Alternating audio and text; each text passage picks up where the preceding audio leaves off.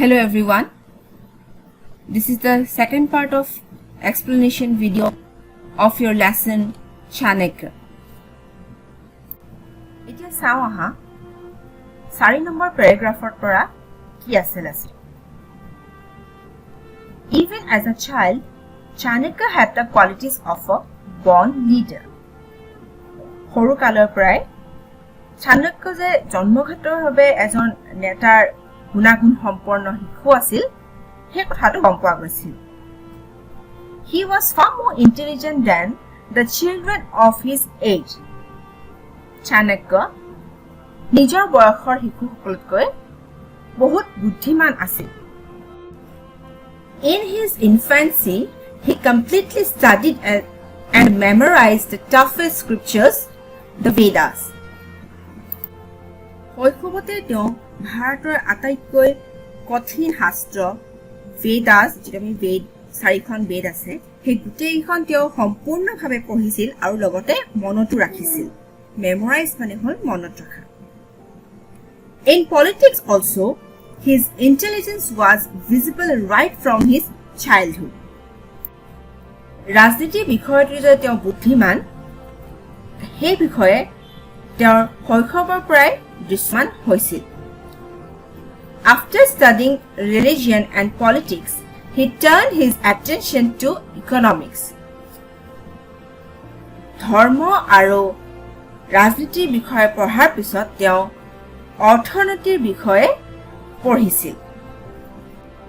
Everybody in the empire was amazed at the cleverness and wit of this intellectual personality.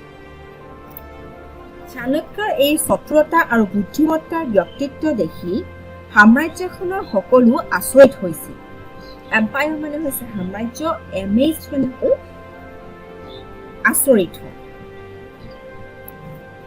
Takshashila, one of the topmost centers of education in ancient India, became Chanakya's breeding ground of acquiring knowledge. এই তক্ষশিলা বিশ্ববিদ্যালয়ে Chanakyar জ্ঞান আহৰণৰ ক্ষেত্ৰ হৈ পৰিল.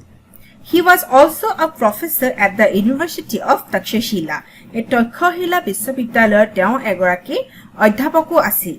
Professor মানে হৈছে অধ্যাপক. By writing Niti Shastra and Artha Shastra, Chanakya has become an everlasting figure. নীতি শাস্ত্ৰ আৰু অৰ্থ শাস্ত্ৰ এই দুইখন কিতাপ লিখাৰ কাৰণে ইতিহাসৰ পাতত আমি চাণক্যক এজন চিৰস্থায়ী ব্যক্তি হিচাপে পঢ়িবলৈ পাওঁ.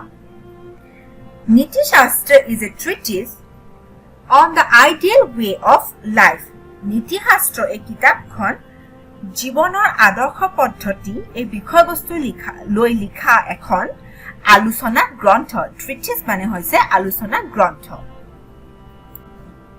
It shows his in-depth study of the Indian way of life.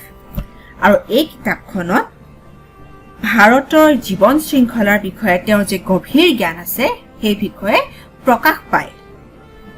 His famous work Arthashastra discusses various aspects like monetary and fiscal policies, welfare, international relations and war strategies.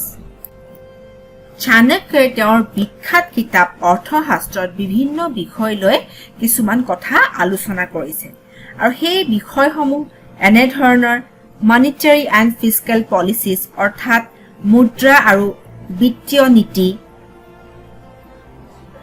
welfare অৰ্থাৎ সমাজ কল্যাণৰ বিভিন্ন দিশ, international relations অৰ্থাৎ আন্তৰ্জাতিক সম্পৰ্ক and war strategies অৰ্থাৎ যুদ্ধৰ ৰণনীতি.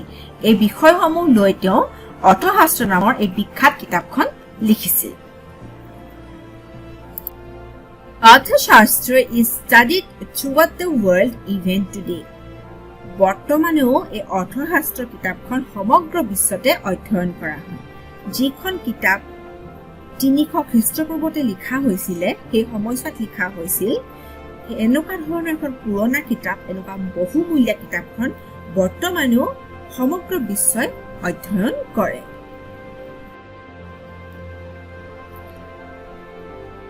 তোমাৰ নিশ্চয় এই লেসনটো বুজি পালা.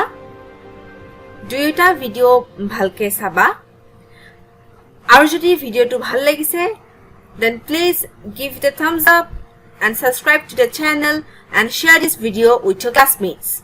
Thank you everyone.